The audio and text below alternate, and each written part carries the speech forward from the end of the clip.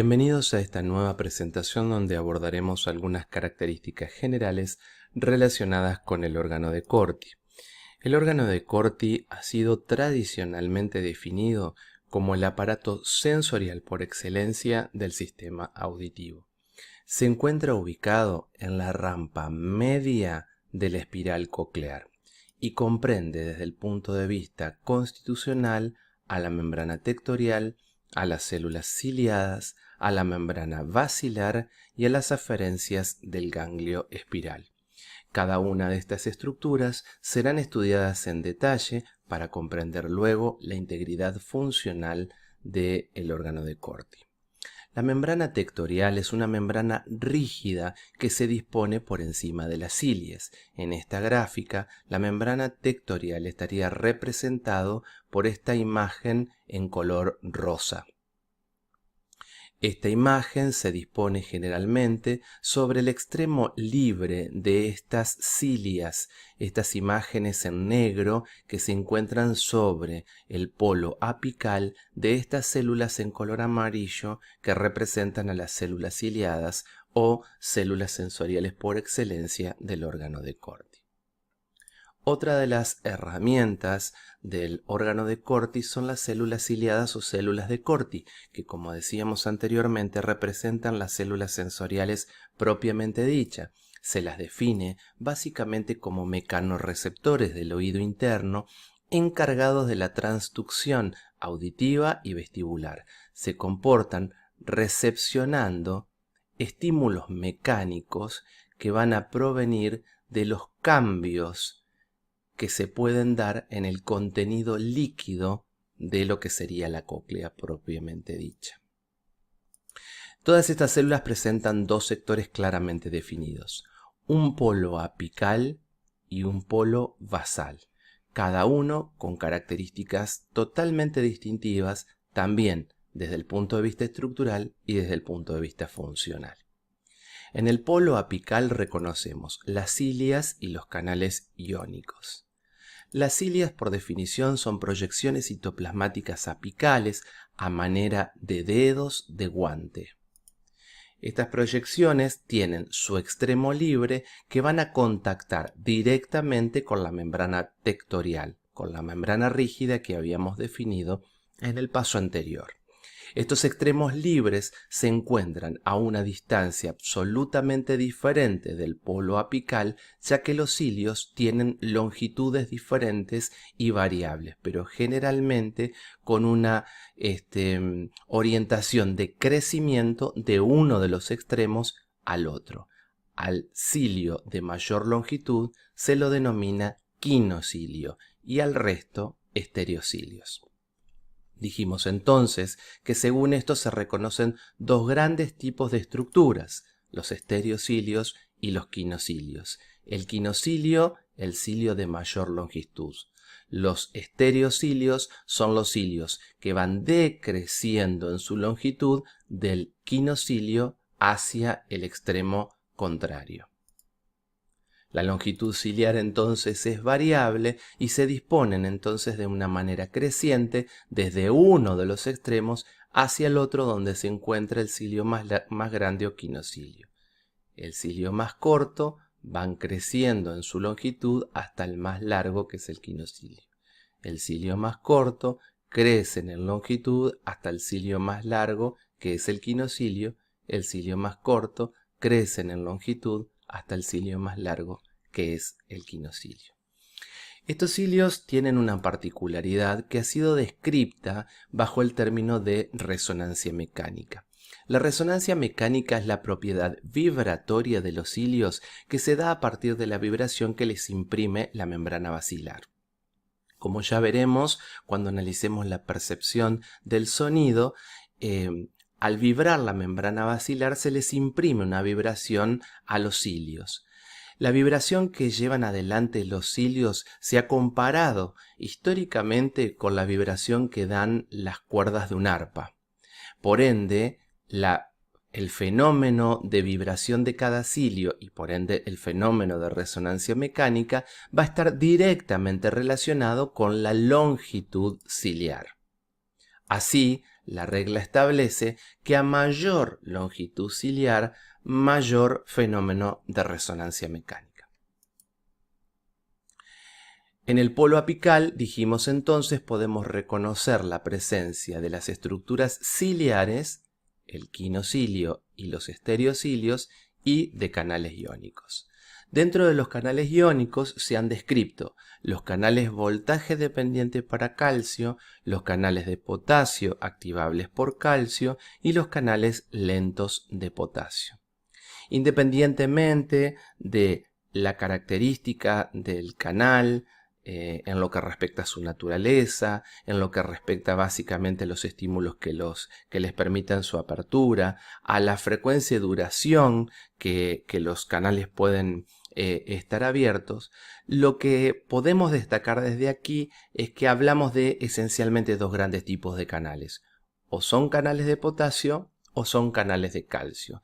Y el potasio es un ion central a la hora de hablar de los fenómenos de despolarización y hiperpolarización celular, y el calcio es un ion central en el proceso de exocitosis que se requiere para llevar adelante el fenómeno de la neurotransmisión química. Vemos entonces aquí nuevamente una célula ciliada con su polo apical, con los cilios y con los canales iónicos que la definen. El polo basal es básicamente el polo contrario al que acabamos de analizar. Este polo tiene particularmente concentradas numerosa cantidad de vesículas sinápticas, que contienen en su interior gran cantidad de neurotransmisores. Cuando los neurotransmisores son liberados a la brecha sináptica, pueden atravesarla y estimular a las terminaciones nerviosas de las neuronas cuyos cuerpos se encuentran ubicados en el ganglio espiral, y de esa manera estimularlas para conducir el estímulo hacia el sistema nervioso central. Por eso se define tradicionalmente al polo basal como un polo secretorio por excelencia que lleva adelante un fenómeno de liberación de neurotransmisores de carácter tónico, porque nuestra percepción del sonido es permanente. Es decir, que en realidad nosotros escucharíamos determinados sonidos en contextos de aumento o disminución de la frecuencia de descarga basal que establece el polo basal de las células ciliadas. Estudiamos entonces la membrana tectorial y las células ciliadas como sus componentes. Pasaremos a ocuparnos ahora de la membrana basilar. La membrana basilar básicamente es la región básica y central del órgano de Corti. En su naturaleza la definimos como una membrana de naturaleza elástica. Se reconoce como la única membrana de naturaleza flexible con respecto a todas las otras del oído interno. A ella concurren las células ciliadas y las terminaciones nerviosas de las neuronas del ganglio espiral. Para ubicarnos claramente, la membrana basilar estaría en esta región. La membrana basilar no sería otra cosa que el techo de lo que sería la rampa timpánica, y básicamente sería la base de lo que sería la rampa media. Como nosotros consideramos al órgano de Corti como el órgano sensorial ubicado en la rampa media, toda vibración de la perilinfa en la rampa timpánica nos va a producir una vibración del techo de la rampa timpánica y por ende de la membrana basilar propiamente dicha. La vibración de la membrana basilar se traducirá luego a una vibración de las células ciliadas. La membrana basilar es más estrecha y más rígida en la región basal, o sea, cercana a la ventana oval. Y es mucho más ancha, como podemos ver en la imagen, y más flexible en la región apical, o sea, en el vértice de la cóclea. Estas características diferenciales de una membrana basilar más estrecha y más rígida y de una membrana más ancha y más flexible en estas dos regiones de una misma membrana basilar definen características sustanciales que la diferencian en el proceso de la percepción de los tonos. Hablamos en este sentido de lo que damos en llamar como organización tonotópica de la membrana basilar, es decir, la membrana basilar percibe los tonos de los sonidos de manera diferente dependiendo de las características de la membrana basilar que se ven excitadas. Así, hablamos de la existencia de una membrana basilar basal y de una membrana basilar apical. La membrana basilar basal es aquella que se corresponde con la parte más estrecha y próxima a la ventana oval, es decir, que es aquella donde encontramos una membrana más estrecha y más rígida, que sobre esa membrana asientan células ciliares con estereocilios más cortos y que por ende tienen menos fenómeno de vibración y por ende van a generar menos resonancia mecánica. Es una membrana que tiene células ciliadas con canales iónicas que tienen una cinética de apertura más rápida y hace que se perciben de esta manera mejor los sonidos de alta frecuencia, o sea, los sonidos agudos se percibirán mejor en la membrana basilar basal. Por su parte, tendremos la membrana basilar apical. La misma se encuentra ubicada en la parte más ancha y en la parte más flexible. Sobre ella apoyan células ciliadas con estereocilios más largos que van a vibrar más y por ende tendrán mayor fenómeno de resonancia mecánica.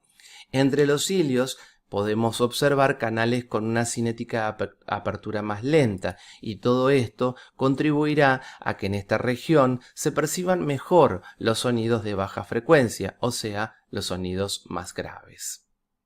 De esta manera estudiamos la membrana tectorial, las células ciliadas y la membrana basilar. Resta, para finalizar la comprensión del órgano de Corti, estudiar las aferencias del ganglio espiral.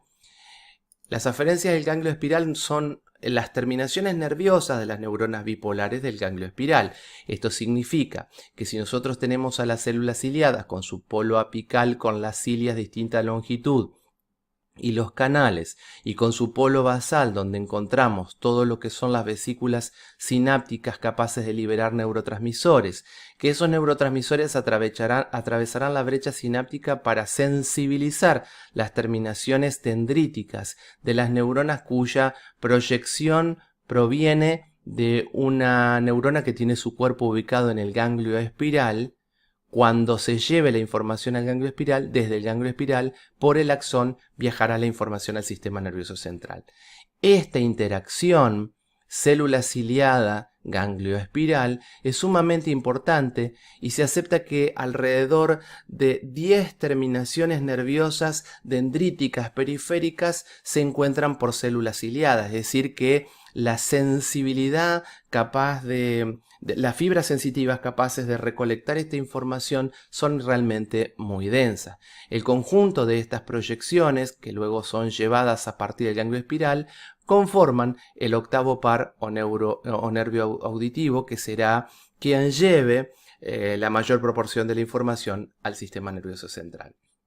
Hemos visto entonces los 4 constituyentes del órgano de Corti, que nos permiten entender al órgano de Corti como el órgano sensorial por excelencia: la membrana tectorial, las células ciliadas, la membrana basilar y las aferencias del ganglio espiral. Muchas gracias por su atención.